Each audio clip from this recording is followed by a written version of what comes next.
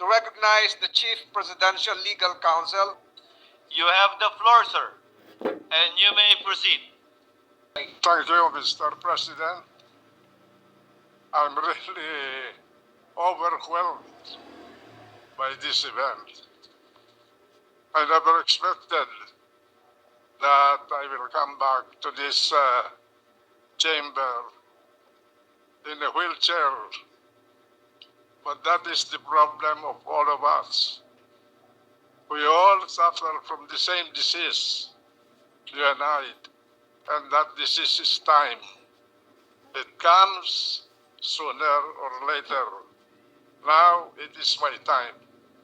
But nonetheless, I appreciate, Mr. President, this unusual and unique gesture that you have accorded me this evening to recognize my humble contribution not only to this chamber, but to the country. And I must tell you that if there is anything else that I will cherish much in my life, it will be this. And I would like to thank you, Mr. President Gis Escudero, and all those who spoke here, as well as those who did not, beginning with Nancy, Joel, Lauren, Migs, JV, Mark, Robin, Bong, and Jingoy. Thank you very much for the very kind words that you have extended to me.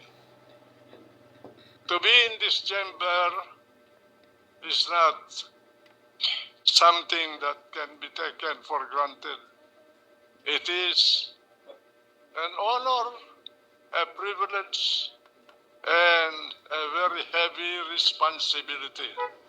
You represent the people, you represent the country, you balance the lower house, your another chamber, your president is number 3 in the hierarchy of succession, and that is why I would like to commend you and congratulate you for being here. Thank you very much for this honor. You know, since I left this Senate in 2016, I thought it was the end of my political career. And the question that came to my mind at that time was, what am I going to do now? So finally, I decided to study the country, study the planet, study everything that matters to any people on this planet, for them to exist, persist, and survive.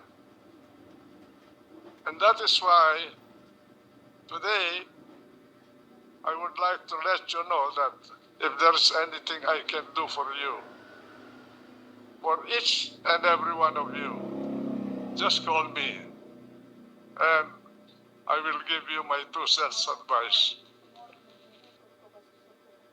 You are now in charge of this country, and this country must be handled by every generation. We have to deal with our present environment. One thing I can tell you, you're young people. I've worked with you, I've worked with your parents, but you are living at a time